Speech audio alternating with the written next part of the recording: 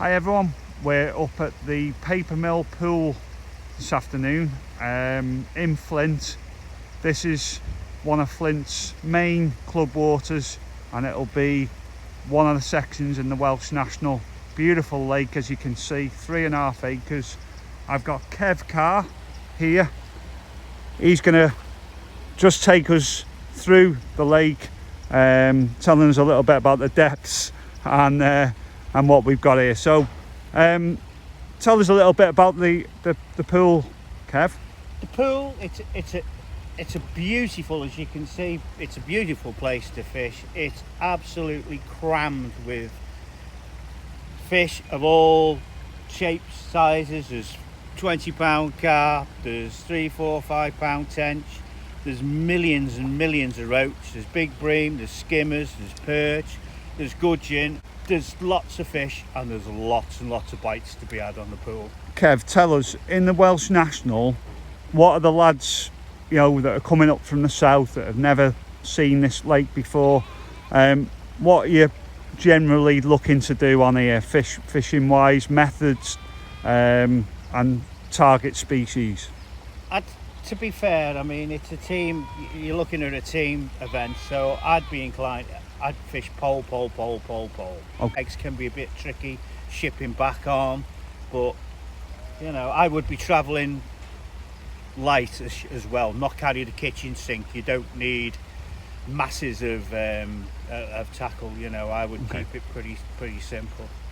Good. Okay, and we'll go, what we'll do, everyone, we'll go through the pegs and talk about the depths as we're going along. So let's go down to peg 1 first, which is right down the bottom here, and then we're going to work our way around back across the dam wall and onto the far bank pegs, which are, so we come down to peg 1. We're going to start here. This is the very far end of the pool, quite shallow here, and Kev, just explain roughly what depths have you got right down this end? Down this end you can have anything between about 4 and 6 foot. Okay. It's one of those pegs that on its day it can throw up big weights. Big weights of bream, big weights of skimmers. There's big eye down here, the tench will show down here. Okay. Carp for sure seem to prefer down this end of the pool. And I think it'll a lot depend on the temperatures at that time of year. So this is pegs 2, 2A and 3 just there. Yeah, 3 will drop off dramatically. You'll find sort of as it comes 5, 6 to 7 foot here, and as you get to peg 3, then you're going to be looking at sort of 10 to 12 foot. Okay, that's when it starts to drop 13, 14 metres, yeah. So just to show you, this is 3. This is the peg that Kev's saying, you know, it's starting to get deeper now. So this is peg 5, where this gentleman's fishing here. And these are pegs 6 and 7. So tell us a little bit about peg 6 and 7 and 5, Kev. What we looking at here? 5 again, it's shallowing up. This is what they call a quarry, but it's probably the levelest place in the whole pool where you'll find pretty similar depths, and it's quite clean to fish as well. 12 foot. It's 12 foot at sort of 16 meters. Yeah. But this side, it's certainly you know, you're looking to sort of 8 to 10 foot general. So here we've got peg 7, 8. And 9, is that right, Kev? Yeah, 7, 8, 9. You'd be inclined to leave 8 out, which is the middle one, as you're going to be boxed in. But this can be a fantastic area of the pool, to be fair. It can hold big shoals of bream, and I mean proper bream. They can rock up here, and there's a million roach. And again, the eye, especially when the inside vegetation's grown, the eye can certainly hang around there. So just to give you an idea of the access, me and Kev are walking back down to the car park. This is just where we've come, so you can see it's all flat, nice for trolleys. When you get down to the pegs, there's certain awkward bits to get down, but you know, it's nothing too major, nothing. So this is peg 11. Kev was just telling me that 10 and 11 are pretty much similar. We've got Dave Brooks here fishing. Kev has been having a coaching session with him, and he's at the moment catching a fisher chuck, I believe. So let's just zoom in. So what depth we got here, Kev? We've probably got about 9 to 10 foot there. We're not fishing far out, about 11 metres. Yeah. And it's a nice comfortable depth. It's one of the better pegs for shipping back, for yeah, sure. It looks that way, yeah. And yeah, I mean, I just got up to go for a wee and I come back, there's some bloke sitting on my box. It's weird, isn't it? No, the pegs again, there's not many pegs, to be fair. You couldn't pick a winner. It's that type of pool and plenty of fish on it. Lovely. Dave's just swung in a roach. 14 and 15 lads, and then you've got the 13 and 14. Oh, sorry, 13 and 14. Yeah. And then you've got the outflow just there that they've recently done some work. So this is the car park for the lake. This is the gate that you come in on the Welsh National Day. That'd be open. You'll drive up here and park cars for, there's parking there for sort of 10-20 cars if need be. And then I'm standing on the little bridge that goes over the outflow.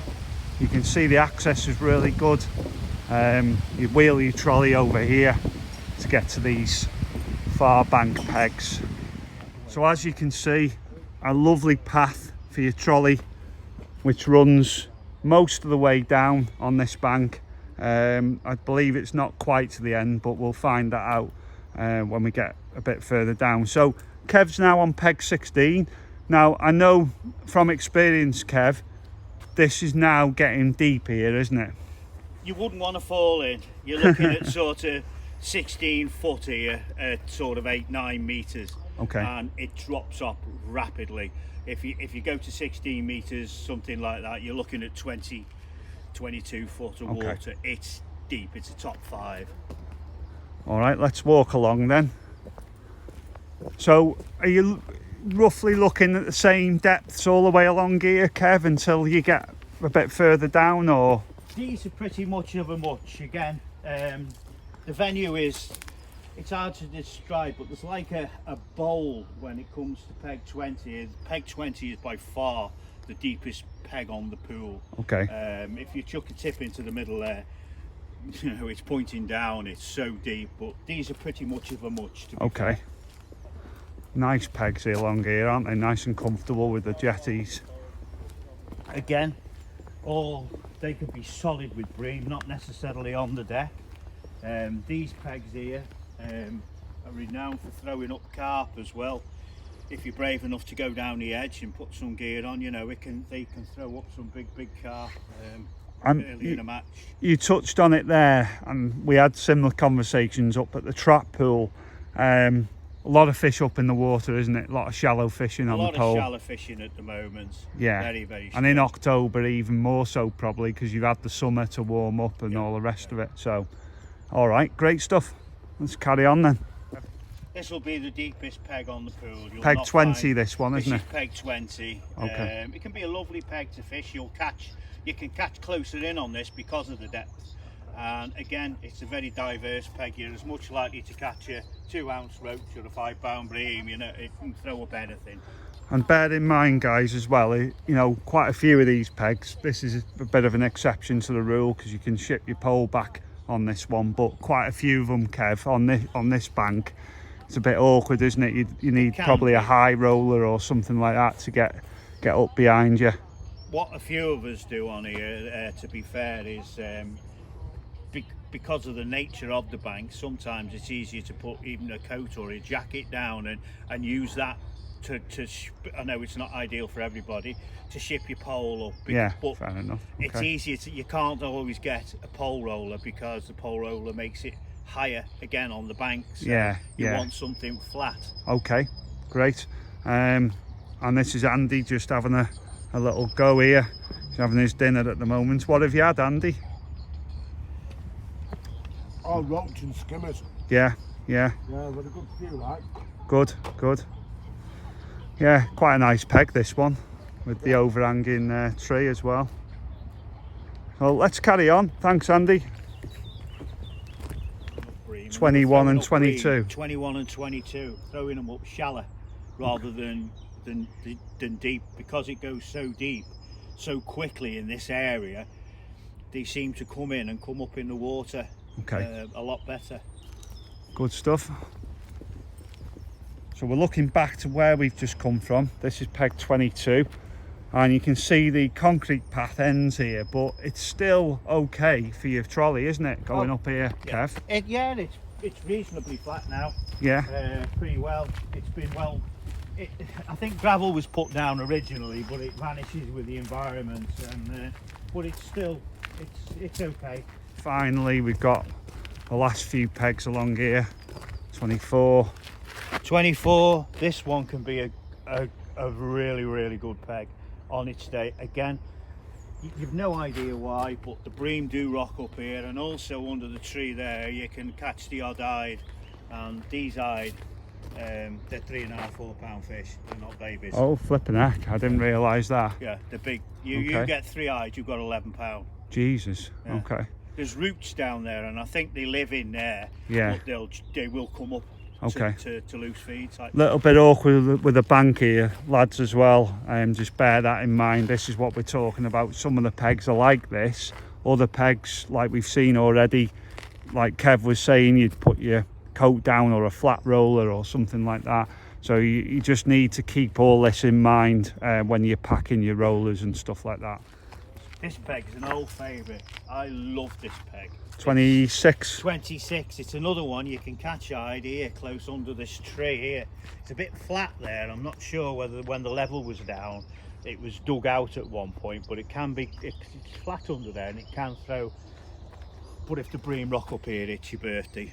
Okay. You know, you've got a bit of a better area to ship back. It's one of my personal favourite pegs on here. I like peg 27. It's very similar to 26, obviously. Trees, features, and not a bad area for shipping.